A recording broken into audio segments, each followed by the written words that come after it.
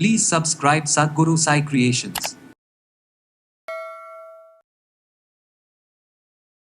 சில சிம்டம்ஸ் உங்களுக்கே தெரிய வரும்.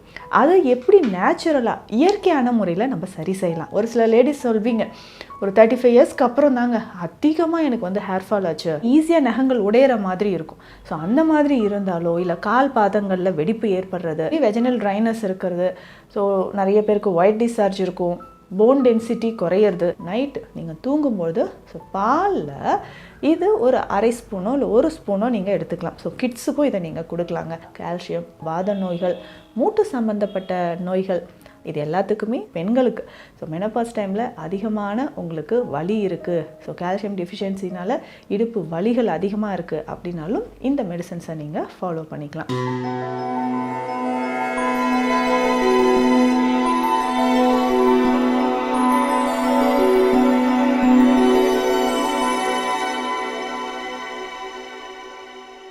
சத்குரு சாய் கிரியேஷன் வியூவர்ஸ் அனைவருக்கும் வணக்கம். நான் டாக்டர் நித்யா, சித்தா ஃபிசிஷியன். இந்த பதிவில் நம்ம என்ன பார்க்க போகிறோம், உங்களில் நிறைய பேருக்கு இருக்கக்கூடிய ஒரு சிம்டம்ஸ் தான், ஆனால் அது ஒன்றும் இல்லை அப்படின்னு நம்ம நினச்சிப்போம். இன்றைக்கி பெரும்பாலும் நிறைய பேருக்கு இருக்கக்கூடிய ஒரு பிரச்சனைனா கால்சியம் டிஃபிஷியன்சி தான். கால்சியம் பற்றாக்குறை இருக்குங்க. இதனுடைய சைடில் நமக்கு விட்டமின் டி டிஃபிஷியன்சியும் இருக்குது. இப்போ இந்த கால்சியம் குறைபாடு நம்ம உடலில் இருக்குன்னா சில சிம்டம்ஸ் உங்களுக்கே தெரிய வரும். அதை எப்படி நேச்சுரலாக இயற்கையான முறையில் நம்ம சரி செய்யலாம், இதை தான் இந்த பதிவில் பார்க்க போகிறோம். ஏன்னா பெண்கள் முக்கியமாக இந்த பதிவு உங்களுக்கு தேவைப்படுங்க. ஒரு 40 இயர்ஸ்க்கு அப்புறம் 35 இயர்ஸ்க்கு அப்புறம் பார்த்திங்கன்னா நிறைய பெண்களுக்கு கால்சியம் டிஃபிஷியன்சி கண்டிப்பாக இருக்குது. நீங்கள் சாதாரணமாக ஒரு டெஸ்ட் எடுத்து பாருங்களேன், கால்சியம் டிஃபிஷியன்சி இருக்குங்க. சரி, கால்சியம் டிஃபிஷியன்சி நம்ம உடலில் இருக்குது அப்படின்னா சில சிம்டம்ஸ் நமக்கு நல்லா தெரியும். என்ன மாதிரியான சிம்டம்ஸ் அப்படின்னு பார்த்தீங்கன்னா, உங்களுக்கு ஹேர் ஃபால் அதிகமாக இருக்கும். நம்ம நினைப்போம் ஹீமோக்ளோபினோ இல்லை அயன் டிஃபிஷியன்சி இருந்தால் நமக்கு தலைமுடி உதிர்வு அதிகமாக இருக்கணும். கால்சியம் டிஃபிஷியன்சி இருந்தாலும் தலைமுடி உதிர்வு அதிகமாக இருக்கும். ஒரு சில லேடிஸ் சொல்வீங்க, ஒரு 35 இயர்ஸ்க்கு அப்புறம் தாங்க அதிகமாக எனக்கு வந்து ஹேர் ஃபால் ஆச்சு அப்படின்னு. ஸோ அதுக்கு காரணமும் இந்த கால்சியம் டிஃபிஷியன்சி தான். தைராய்டு ப்ராப்ளம் இருக்கா அப்படின்னு செக் பண்ணிக்கோங்க. ட்ரை ஸ்கின் இருக்கும், இப்போ தானே தண்ணி குடித்தேன், திரும்பவும் தண்ணி தாகம் எடுக்குதே, லிப்ஸ் எல்லாம் ரொம்ப உலர்ந்து ட்ரை ஆகுதே, அதுக்கப்புறம் கையிலையோ கால்லையோ நம்ம பாடியில் இருக்கக்கூடிய ஸ்கின் ரொம்ப ட்ரை ஆகிற மாதிரி இருக்கும். அதுக்கப்புறம் உங்களுடைய நகங்கள், ஸோ நெயில்ஸில் பார்த்தீங்கன்னா சின்ன சின்னதாக ஒயிட் கலரில் டாட்ஸ் இருக்கிறதோ இல்லை ஒரு லைன் இருக்கிறதோ, உங்களுடைய நகத்தோட ரூட் இருக்குது இல்லைங்களா, அதிலிருந்து டிப் ஆஃப் தி நெயில் வரைக்கும் ஒரு ஸ்ட்ரைட்டாக ஒரு கோடு போட்ட மாதிரி தெரியும், இல்லை ஈஸியாக நகங்கள் உடையிற மாதிரி இருக்கும். ஸோ அந்த மாதிரி இருந்தாலோ, இல்லை கால் பாதங்களில் வெடிப்பு ஏற்படுறது, ட்ரைனஸ் அப்படின்னு சொல்லும்போது நிறைய லேடிஸ்க்கு இந்த ப்ராப்ளம் இருக்குங்க, வெஜினல் ட்ரைனஸ். ஸோ இந்த மாதிரி வெஜினல் ட்ரைனஸ் இருக்கிறது, ஸோ நிறைய பேருக்கு ஒயிட் டிஸ்சார்ஜ் இருக்கும், போன் டென்சிட்டி குறையிறது, இதுதான் மெயின். அதாவது நம்மளுடைய எலும்புகளும் பற்களும் அதிகமாக கால்சியம் அதில் தான் ஸ்டோரேஜ் அப்படின்னே சொல்லலாம். அப்போது இந்த கால்சியம் டிஃபிஷியன்சி இருந்தால் போன் டென்சிட்டி நல்லாவே குறைய ஆரம்பிச்சிடும். நார்மலாக போனங்க, தடிக்க விழுந்தோடனே ஃப்ராக்சர் அப்படின்னு சொல்லிட்டாங்க. மாடிப்படி ஏறும்போதெல்லாம் மூட்டில் அதிகமான வலியும் சத்தமும் வருது, உட்கார்ந்து எந்திரிக்க முடியல, ஸோ எலும்பு தேய்மானம்னு சொல்கிறாங்க, ஆஸ்டியோ ஆர்த்ரைட்டிஸ் சொல்கிறாங்க, போனில் ட்ரைனஸ் சொல்கிறாங்க, ஆஸ்டியோஃபினியா, ஆஸ்டியோஃபோரோசிஸ், எவ்வளவோ சொல்கிறாங்க. விட்டமின் டி இதனோட குறைபாடு. இதுக்கு எல்லாமே நேச்சுரலாக என்னென்ன செய்யலான்றதை தெரிஞ்சுக்கலாம்.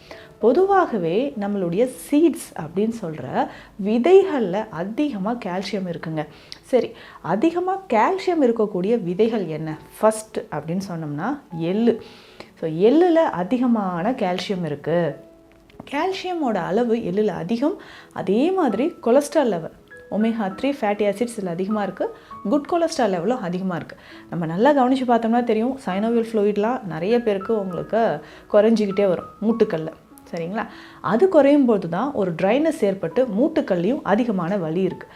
அதை சரி செய்கிறதுக்கு தான் இந்த எள்ளு நீங்கள் பயன்படுத்தலாம். அதுக்கு தான் நல்லெண்ணெய் எடுத்துக்கோங்க, நல்லெண்ணெயில் சமைச்சு சாப்பிடுங்க அப்படின்னு சொல்கிறது. ஸோ பியூபர்ட்டி அட்டன் பண்ணோடனே பெண்களுக்கு நல்லெண்ணெயில் செய்த உணவுகள் கொடுக்கறது, நல்லெண்ணெயில் நாட்டுக்கோழி முட்டையை சேர்த்து கொடுக்கறது, இது எல்லாமே கால்சியம் குறைபாடு வராமல் இருக்கவும் இடுப்பு எலும்புகளை வலிமையாக்கவும் தாங்க கொடுத்துட்ருந்தாங்க. அதனால் நல்லெண்ணெய் காலையில் ஒரு 10 ml நீங்கள் எம்டி ஸ்டொமக்கில் குடித்தா கூட ஸோ எலும்புகள் வலிமையாக இருக்கும். அதே மாதிரி இந்த சீட்ஸ் அப்படின்னு சொன்னேன் இல்லைங்களா, அதில் முக்கியமாக பூசணி விதைகள். ஸோ தவறாமல் பூசணி விதைகள் டெய்லி ஒரு 2 ஸ்பூன் அளவு எடுத்துக்கோங்க. அதில் முக்கியமாக பூசணி, மஞ்சள் பூசணி இருக்குது இல்லைங்களா, அதை நீங்கள் சமைத்து சாப்பிடும்பொழுது உங்கள் உடலில் கால்சியம் லெவல் அதிகமாகிட்டே வரும். ஸோ கால்சியம் இன்க்ரீஸ் ஆகிறதுக்கு மஞ்சள் பூசணி ரொம்ப ஈஸியாக உங்களுக்கு கிடைக்கும். ஸோ மஞ்சள் பூசணி நீங்கள் உணவில் அடிக்கடி எடுத்துக்கலாம். அதே மாதிரி இரவு தூங்கும்பொழுது கொஞ்சமாக கசகசா, பாதாம், இது ரெண்டுமே பவுடர் பண்ணி வச்சுக்கோங்க. ஸோ பாதாம் 100 கிராம்ஸ் எடுக்கிறீங்கன்னா 20 கிராம்ஸ் கசகசா, இது ரெண்டுமே லைட்டாக ஃப்ரை பண்ணி பவுடர் பண்ணிக்கோங்க. தினம்தோறும் பாலில் நைட்டு நீங்கள் தூங்கும்பொழுது ஸோ பாலில் இது ஒரு அரை ஸ்பூனோ இல்லை 1 ஸ்பூனோ நீங்கள் எடுத்துக்கலாம். ஸோ கிட்ஸுக்கும் இதை நீங்கள் கொடுக்கலாங்க.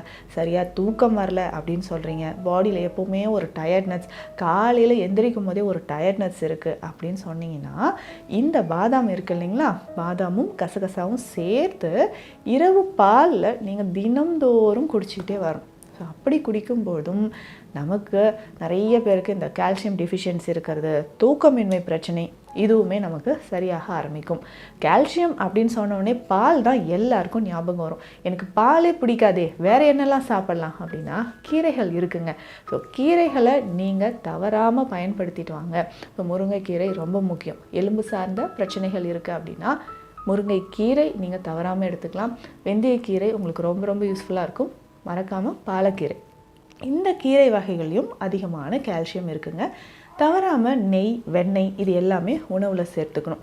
இந்த எலும்பு சம்மந்தப்பட்ட பிரச்சனைகள் இருக்குது, நமக்கு கால்சியம் இன்க்ரீஸ் ஆகணும் அப்படின்னா சங்கு பருப்பம் சித்த மருத்துவத்தில் பேசிக்காக கொடுக்கக்கூடியதுங்க. இந்த சங்கு பருப்பம் அப்படின்னு சொல்கிறது கடல் படு திரவியங்கள் அப்படின்னு சொல்கிறோம் இல்லைங்களா, ஸோ அதில் சங்கு, ஸோ அதை நல்லா பியூரிஃபை பண்ணி அதிலிருந்து செய்யக்கூடிய மெடிசன் தான். பேசிக்காக கால்சியம், வாத நோய்கள், மூட்டு சம்மந்தப்பட்ட நோய்கள், இது எல்லாத்துக்குமே சங்கு பருப்பும் சித்த மருத்துவத்தில் கொடுக்குறோம். ஸோ இதை நீங்கள் டாக்டரை கன்சல்ட் பண்ணிவிட்டும் எடுத்துக்கலாம். இல்லை நீங்கள் ஜென்ரலாக எடுக்கிறீங்கன்னா ஒரு 15 டேஸ் மட்டும் ஃபஸ்ட்டு ஸ்டார்ட் பண்ணிக்கோங்க. ஒரு நாளைக்கு ஒரு வேளை ஒரு மிளகு அளவு எடுத்து நீங்கள் நெய்யில் கலந்தோ தேனில் கலந்தோ ஒரு நாளைக்கு ஒரு வேளை எடுத்துக்கலாம். இல்லை இதில் வேறு ஏதாவது டவுட் இருந்தாலும் நீங்கள் டாக்டரை கன்சல்ட் பண்ணிவிட்டு எடுத்துக்கோங்க. சில வகையான சூரணங்களை பேஸாக வச்சு அதனோட இதை சேர்த்தும் நம்ம எடுக்கலாம். ஸோ ரொம்ப ஈஸியாக உங்களுக்கு உடலில் கால்சியம் லெவல் இன்க்ரீஸ் ஆகணும். அதே மாதிரி பெண்களுக்கு ஸோ மெனோபாஸ் டைமில் அதிகமான உங்களுக்கு வலி இருக்குது, ஸோ கால்சியம் டெஃபிஷியன்சினால் இடுப்பு வலிகள் அதிகமாக இருக்குது அப்படின்னாலும் இந்த மெடிசன்ஸை நீங்கள் ஃபாலோ பண்ணிக்கலாம். ஸோ இந்த பதிவு உங்களுக்கு யூஸ்ஃபுல்லாக இருக்குன்னு நினைக்கிறேன். மீண்டும் அடுத்த பதிவில் சந்திக்கலாம். நன்றி.